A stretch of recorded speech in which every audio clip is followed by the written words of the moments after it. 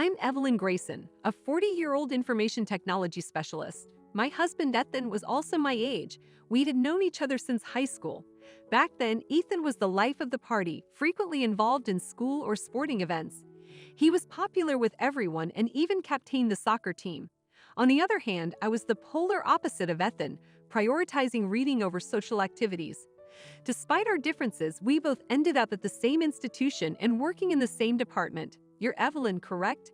Joseph had a lot of questions. Do you live nearby? What is your area of specialization? Have you met any new people? I'd never had a buddy before, so I was taken aback and remained silent at first. My spouse, on the other hand, never stopped talking to me, so I gradually opened up and we became close. Joseph has always been a bit naive. For example, he once assumed that an entertainment firm was scouting him. According to my research, it was a dubious venture that sought a $10,000 membership fee. Every now and then, he almost fell for a simple deception. I couldn't leave him alone, and as I was trying to help him, he said, "I can't live without you," referring to a trustworthy person. We decided to start dating when I became convinced that there was no such thing. When we first began dating, despite the fact that he was more motivated than everyone else, I thought he was adorable. Despite his ignorance, he was appealing. Our love blossomed after graduating and working at several firms, and we'd eventually married. We were ecstatic. My spouse worked hard and helped with duties as well, and we got along well. At the height of such excitement, there was wonderful news. I became pregnant. I believed that as a result of my pregnancy, my husband would become more manly and reliable, but he constantly said, "Dinner? Should I go to the supermarket today because I'm sick?" "Again, I'll wait until you feel better, so go ahead and cook me some dinner," he continued, without expressing concern about my pregnancy. Furthermore, when my tummy gradually expanded, he constantly made comments like, "You've definitely acquired weight. You have the physique of a wrestler." I was regularly irritated with my husband, but I avoided collecting tension by returning home to relax for the sake of my pregnant child. I had a healthy baby girl after a long pregnancy. Ella is the name I gave the baby. There were many things I didn't understand and difficulties in raising my first child, but I was content spending time with my daughter and spouse. My child is a year old, and my maternity leave has ended, so I've returned to work. I began working full-time, but balancing childcare and work proved to be more difficult than I had anticipated, both physically and mentally. After discussing this with my husband and coworkers, I finally decided to work part-time. When I started working fewer hours, my husband's careless personality worsened. "Have you finished cleaning the bathroom? Just do your own cleaning." He emphasized that even though your working hours are limited, you should make time for yourself. As I was preparing dinner, my child burst into tears. I can't seem to get my hands off of it. "Please take care of Ella and change her diaper." When I stated it, he replied, "I can't do it. I'll never be able to change a diaper. It will also harm my nose." The days were rough, but I had grown acclimated to the situation, and 8 years had passed before I recognized it. I don't have much time to spend with my daughter now that she's 8 years old, so I was planning to put in even more effort at work from now on, but my husband abruptly announced that he was quitting his job. "What will you say when our daughter reaches adulthood?" "I want to grow more," he said. "I don't want to be just another worker." My husband has seizures when he exhibits strange behavior that surprises everyone around him. I remained there for a few moments, thinking it was just another of his whims, until he abruptly announced that he was quitting his job. His desire to change occupations, on the other hand, never seemed to dissipate. Finally, without consulting me, he simply declared, "I found a new job, so I'm quitting my job.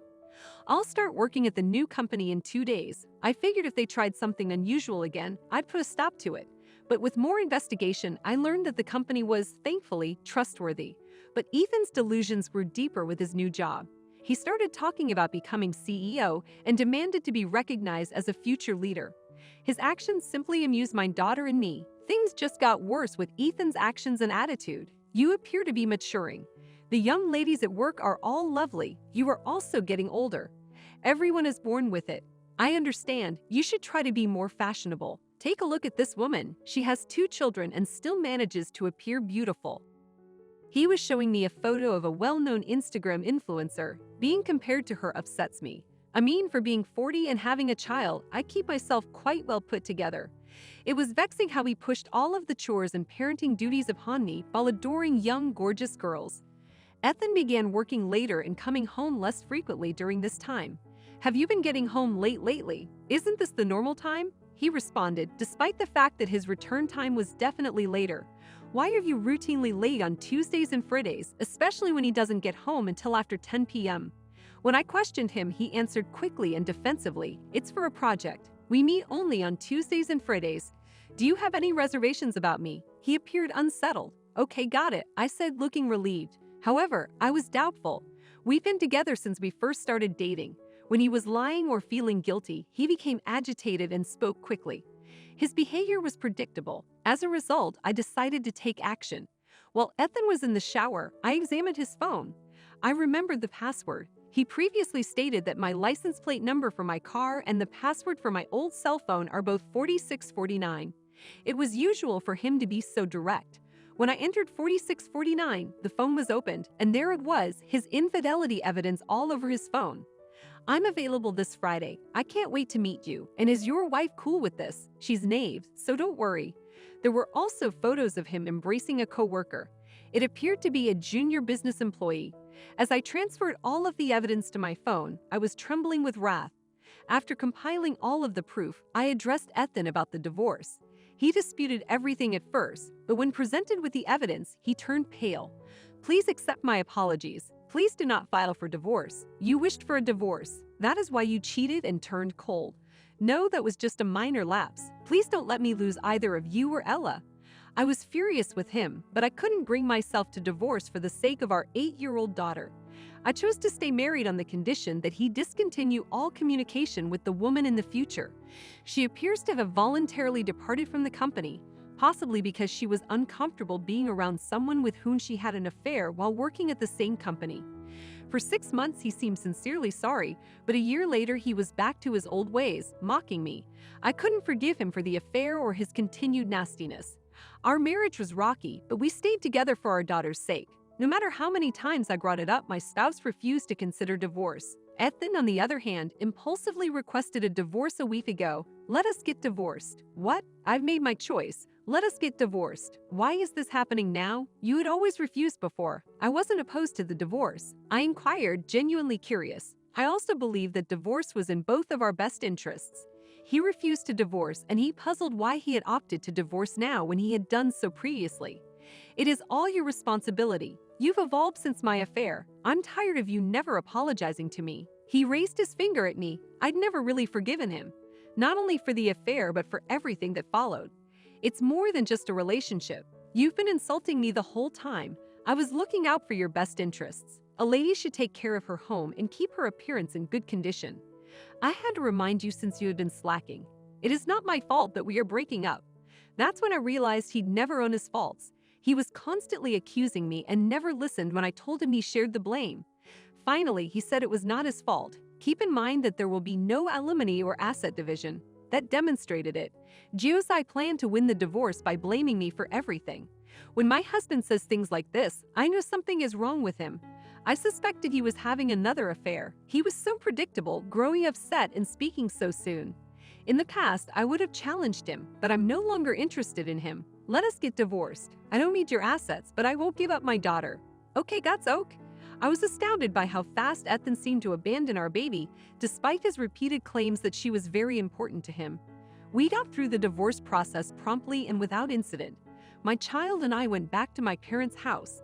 She wasn't opposed to the divorce and wanted to come with me, claiming, "Dad's never home anyway, and he's so mean to you, Mom.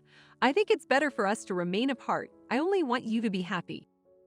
I was excited to start a new life with my daughter and my parents, but an unexpected event happened just 3 days after the divorce. Ethan and a woman with long black hair were waiting in front of the house when I got home from work one day. I was suspicious of her since she was wearing a hat that covered her face. I attempted to ignore them but couldn't because they were right in front of my house. Ethan walked up to them, a smug grin on his face. "What do you want?" I inquired with apprehension. "I intend to marry this woman again." His eyes twinkled as he said it triumphantly. 3 days later, we decided to divorce. Their relationship clearly intersected with ours. What kind of person boasts about their achievements so loudly? Have my husband's strange convulsions reappeared? I couldn't help but be disgusted, thinking this was another one of Ethan's strange occurrences. I attempted to be open about my unhappiness, but Ethan, who was lost in his story, didn't seem to notice. He continued, unprompted, about his new wife, who is exceptionally beautiful, kind, and sympathetic, and whose father is a CEO. She comes from a prosperous household. She'd make an excellent wife. Even though I didn't like Ethan's new partner, I couldn't help but notice her face. When she lowered her hat slightly, our gazes met, and I instantly recognized her face, freezing for a second. When she saw me, her cheeks turned pale. I couldn't keep from giggling. Put an end to it. This is just hilarious. What is it that makes you laugh? This woman is quite recognizable to me. You, Ethan, were the easy target you suggested. Ethan asked casually, are you a target? Do you know each other? We live in such a little world. Meanwhile, the woman attempting to flee informed Ethan, I'm feeling sick. Can we go now? Grace is her name, and she's currently attempting to run, as if she can't be here any longer. But Ethan cut her off, confusedly chuckling. What's the matter, Grace? I had no notion you were acquainted with Aline. Grace stepped in and said, stop it. We needed to return home, but my ex-husband was nowhere to be found. I described how we knew each other to him. We had actually been collaborating for almost 7 years. We stopped our 7-year collaboration. Grace appeared concerned and uneasy as I described my relationship with her. Joseph, on the other hand, ignores her conduct and compliments me on how lovely she is. She's a 29-year-old beauty from a top university who is gentler and nicer than you, a terrific cook, and the ideal wife. I'm glad I divorced you. I apologize. He commented sarcastically, I'm the only one who's happy. What a gorgeous lady she is. I tried to understand him, but all I could do was smile. When he saw me laughing without crying or feeling sorry for myself, he grew annoyed. Why aren't you more annoyed? Screams and sobs? Or are you taken aback because my new bride is just too perfect? I see. Ethan must have come to show off his new partner with the aim of making me upset, but I didn't feel envious or remorseful. I had no sentiments for my ex-husband, and it didn't matter who we married. The fact that his new partner's name was Grace, on the other hand, was hilarious. After seeing Grace's face turn pale, I decided it was time to reveal her true identity to Ethan. Grace, your new companion, astonished me. Grace was undoubtedly well known around the company as a stunning high achiever. It's not surprising that such a lovely lady would marry me. True, true, true. Grace was well known in the community. Grace fixed her attention on me, imploring me silently not to say anything else. Grace, before abandoning your employment, you discussed having an affair with a married man.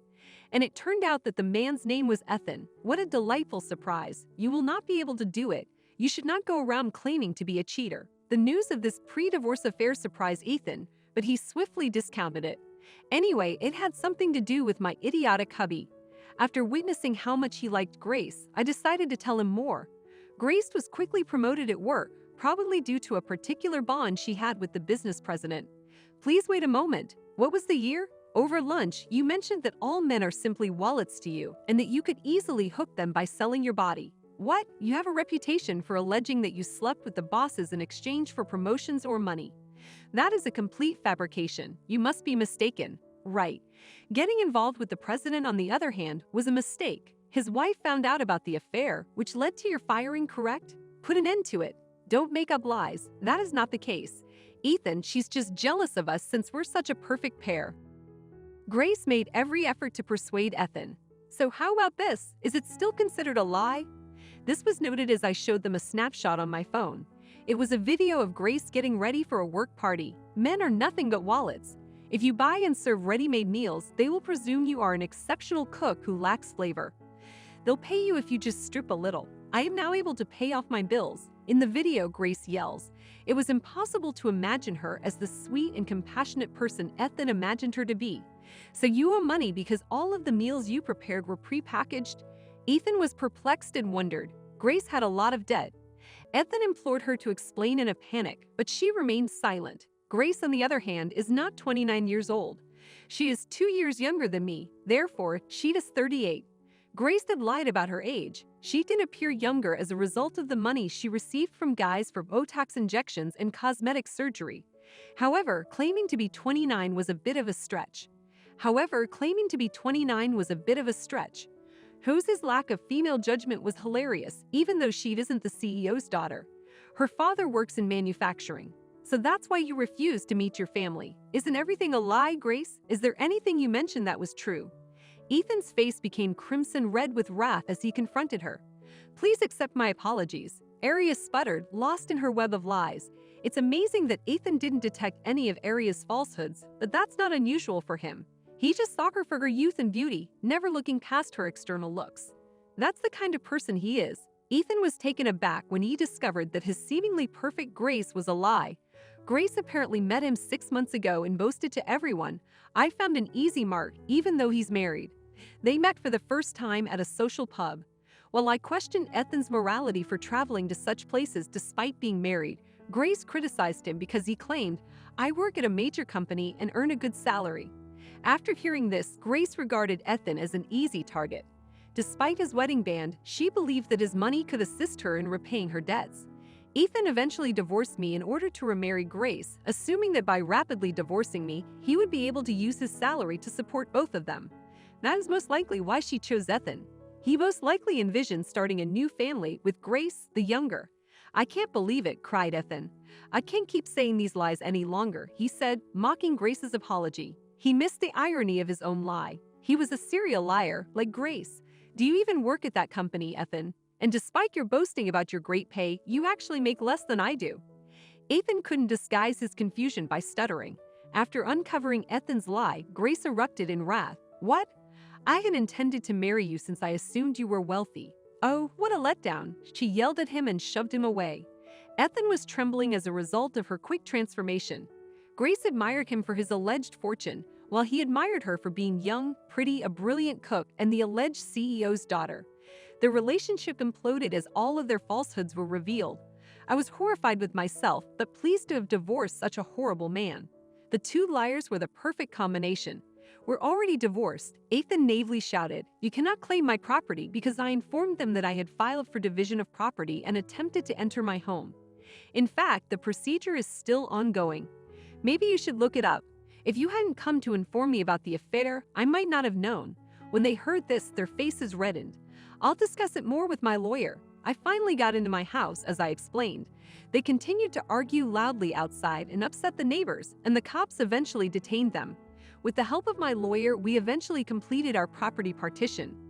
I was happy to be rid of such heinous people." Following that, I discovered via a coworker that Ethan had ended his relationship with Grace.